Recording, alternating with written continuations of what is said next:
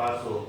Nah, kalau di tahun-tahun sekarang mungkin data diri itu sudah terformat di Dukcapil sesuai ya Pak ya. Tapi tidak bisa juga kita nafikan bahwa masih ada sampai hari ini masyarakat kita yang tidak terdata di Dukcapil. Benar tidak Pak?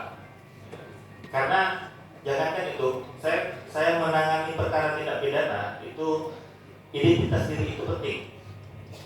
Namun masih ada terdakwa itu yang tidak memiliki KTP. Jadi mereka masih berdasarkan surat keterangan domisili dari pemerintah desanya. Nah, ada potensi. Nah, itulah potensi pemberian data diri palsu. Kemudian juga pada saat proses pemilihan, ada mungkin bapak-bapak mendengar istilah membawa identitas diri palsu. Ada yang pemberitahuan, kemudian dengan KTP yang bukan KTP dirinya, atau kemudian surat keterangan pemilih atau surat keterangan kalau di berkas kami itu biasanya keterangan domisili atau keterangan identitas diri yang dikeluarkan oleh pemerintah setempat. Nah, itu biasanya tindak pidana yang melibatkan kepada pemilih. Kemudian ada juga tindak pidana yang terkait dengan pengambil kebijakan, mungkin ASN, kepala desa, lurah atau camat atau kemudian wali kota, terkait dengan kebijakannya atau perbuatannya yang kemudian menguntungkan salah satu pihak atau bahkan tidak memberikan keuntungan tapi merugikan salah satu pihak dari peserta pemilu. Itu diatur di pasal 490 Undang-Undang Pemilu. Jadi ketika misalkan kita sebagai pengambil kebijakan terkait dengan peserta pemilu, kita tidak bisa menampilkan kepada masyarakat banyak.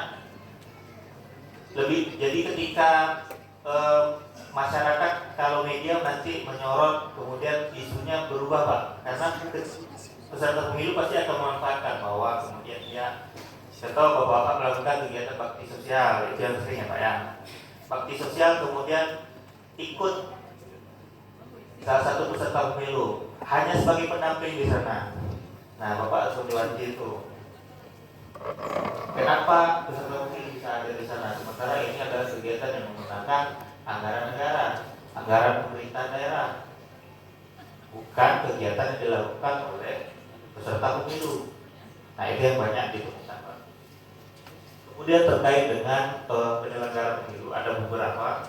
Yang pertama adalah menyebabkan orang lain kehilangan hak pilihnya. Ini terkait dengan pendataan pemilih. Kemudian terkait dengan jumlah surat suara yang dicetak, dalam artian di dalam undang-undangnya surat suara yang dicetak Pak, tapi surat suara itu pasti dicetak lebih daripada jumlah pemilih. Tapi yang dibawa ke KPPS itu kan pas, kemudian ada cadangan beberapa terkait dengan ada potensi error. Nah, itu pun semua harus tercatat. Berapa surat suara yang diserahkan ke KPPS, berapa yang digunakan, kemudian berapa yang tidak digunakan. Real semuanya. Jadi ketika di-input ke atas jelas berapa surat suara yang digunakan dari daerah-daerah, berapa yang tidak digunakan, berapa yang rusak kertas suara. Itu diatur di pasal 514.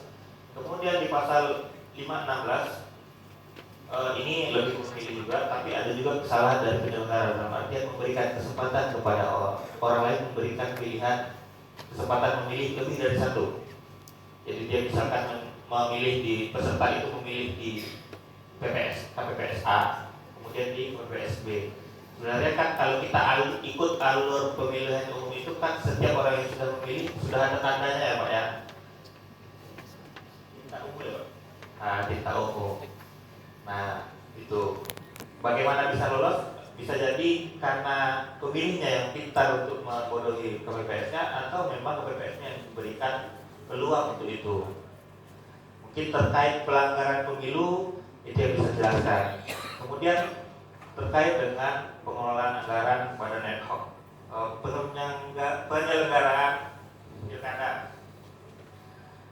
Karena pilkada ini dilaksanakan menggunakan dana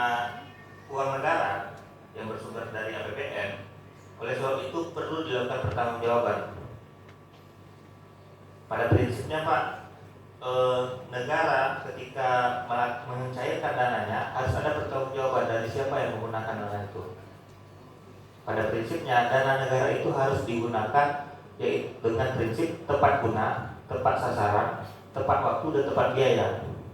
Oleh sebab itu ketika dana itu dicairkan sudah jelas peruntukannya. Ketika dicairkan dia anggarannya besar Pak, misalkan 5 miliar atau 5 triliun untuk pemilu. Kemudian berapa daerah, berapa kebutuhan masing-masing daerah. Itu kan nanti masing-masing daerah mengusulkan berapa kebutuhan mereka. Nah, jadi semakin ke bawah mata anggarannya itu semakin jelas nanti Pak peruntukannya. Kebanyakan ketika dalam pelaksanaan atau prakteknya yang banyak ditemukan terkait dengan pengelolaan keuangan ini adalah dana tersebut digunakan tidak sesuai dengan peruntukannya. Harusnya misalkan mata anggarannya untuk KTK, tapi kemudian digunakan untuk konsumsi. Atau misalkan kemudian untuk konsumsi seharusnya digunakan untuk transportasi.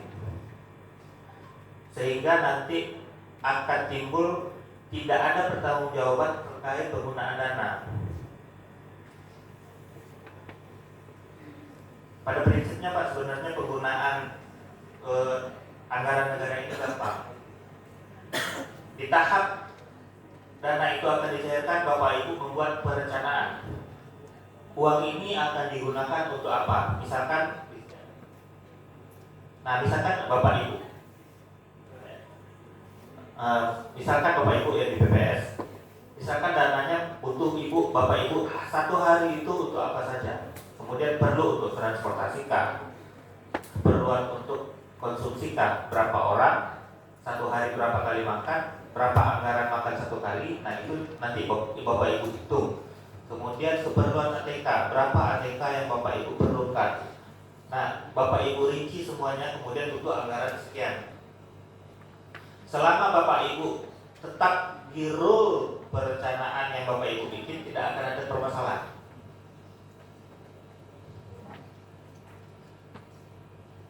Kemudian dalam melakukannya itu harus ada pencatatan, dalam artian Bapak Ibu menganggarkan untuk makan 3 kali sehari. Bapak Ibu harus mempertanggungjawabkan benarkah tidak makan itu 3 kali sehari. Artinya ada bukti pembayaran untuk makanan tersebut.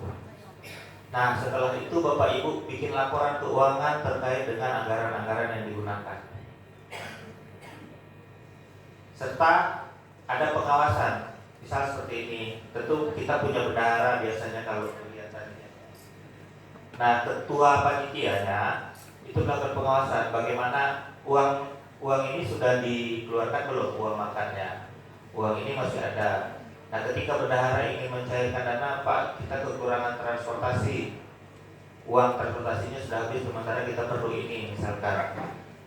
Ibu-ibu jangan langsung menarik dari anggaran yang sudah ada, tapi sebaiknya gunakanlah dana di luar itu dulu. Ketika ibu menyusunnya, masih adakah slot yang bisa digunakan, baru Bapak Ibu gunakan. Dalam artian slotnya itu memang bisa diperuntukkan untuk transportasi itu.